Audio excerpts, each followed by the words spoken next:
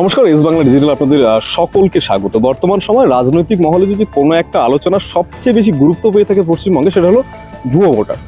এই নিয়ে মুখ্যমন্ত্রী মমতা বন্দ্যোপাধ্যায় কিন্তু ইতিপূর্বেই কথা বলেছেন এবং তারপরে আমাদের রাজ্যে কিন্তু এই ভুয়ো ভোটারদের চিহ্নিত করার জন্য কিন্তু একটা রাজ্য কমিটি গঠন করা হয়েছে এবং সেই কমিটিতে কিন্তু রয়েছেন উত্তরবঙ্গ উন্নয়ন মন্ত্রী উদয়ন গুহ। এবার মজাদার বিষয় হলো উত্তরবঙ্গ উন্নয়ন মন্ত্রী উদয়ন গুহের জেলা অর্থাৎ কোচবিহার জেলা, সেই জেলার মধ্যেই কি রয়েছে ভুয়ো ভোটার। এই নিয়ে জেলা সম্পাদক অভিজিৎ দে ভৌমিক তিনি একটি ভিডিও করেছেন এবং ভিডিও বার্তায় তিনি এই সম্ভব বিষয়ে জানিয়েছেন এবং একই সাথে আমাদের জানিয়ে রাখি, রাজ্যের তরফ থেকে কিন্তু প্রত্যেকটি জেলাকে নির্দেশ দেওয়া হয়েছে এই সকল বিষয়গুলি খতিয়ে দেখার। কি বললেন তিনি, শুনে নেব। আপনারা জানেন যে মাননীয় মুখ্যমন্ত্রী গতকালই নেতাজি ইন্ডোর স্টেডিয়াম থেকে উনি নির্দেশ দিয়েছেন যে ভোটার তালিকা স্ক্রুটিনি করবার জন্য। সেই হিসেবে আমাদের কাজ শুরু হয়ে গেছে কুচবিহারে। আগামী 3 তারিখ আমরা জেলার সমস্ত নেতৃত্বদের নিয়ে বসছি। ইতিমধ্যেই যে বিশাল বিভ্রান্তিকর খবরগুলো উঠে এসছে, তার মধ্যে 1 নম্বর মাথাভাঙা বিধানসভা কেন্দ্রের ফুলবাড়ি অঞ্চলে দেখা যাচ্ছে যে 2018 সালে বাবলু সরকার, যে কিনা বিজেপির হাতে খুন হলো, তার স্ত্রী আরতি সরকার, তার ভোটার তালিকায় যে তার যে এপিক্স নাম্বার, সেই এপিক্স নাম্বার দিয়ে দেখা যাচ্ছে সেখানে উত্তরপ্রদেশের এক ভদ্রলোক, তার নাম হচ্ছে প্রভু শঙ্কর, তার নাম ভোটার তালিকায়। এই বিবেকানন্দ প্রভু শঙ্কর তিনি ওখানে দিদারগঞ্জ বিধানসভাতে বাসিন্দা ভোটার। তিনি তার নামে আমাদের এখানকার আরতি সরকার এপিক্স কার্ড ব্যবহার করা হয়েছে।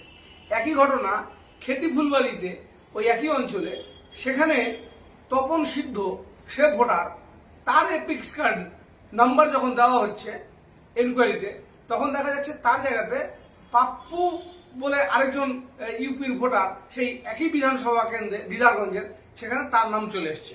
এই পরিস্থিতি তৈরি হলে পরে এটা বোঝা যাচ্ছে যে একটা বড় রকমের একটা চক্রান্ত চলছে এবং এরা কি করবে, এই ভোটাররা কিন্তু এখানে ভোট দিতে আসবে না।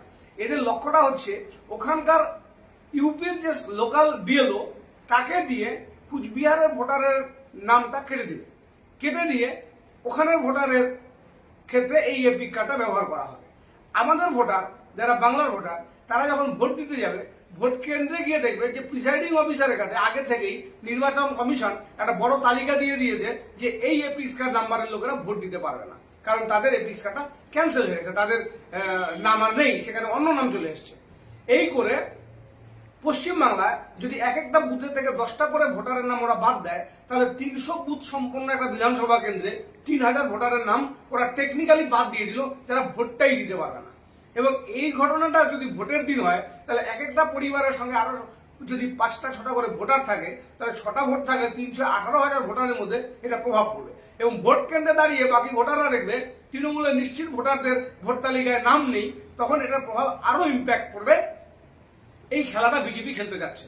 তার জন্য আমরা কুচবিহার জেলার সমস্ত স্তর থেকে এই ভোটার লিস্টটাকে স্ক্রুটিনি করছি এবং সাধারণ মানুষদেরকে অনুরোধ করবো, আপনারা নিজেরাও নিজেদের নামটা যাচাই করে নিন, নিজেদের এপিক নাম্বার দিয়ে, যে আপনার নামটা আছে কিনা। ধন্যবাদ।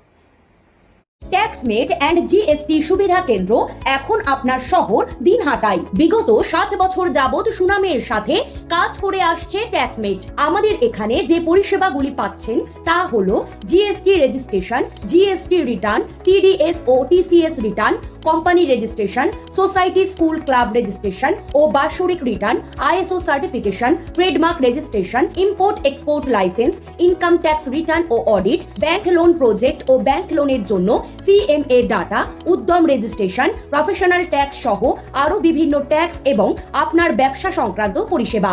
তাই যে কোনো কাজের জন্য শীঘ্রই যোগাযোগ করুন আমাদের সাথে। আমাদের ঠিকানা ট্যাক্সমেট দিনহাটা, আস্থা নার্সিং হোমের পাশে, জলের ট্যাঙ্কের বিপরীতে। যোগাযোগ নম্বর 8250435393।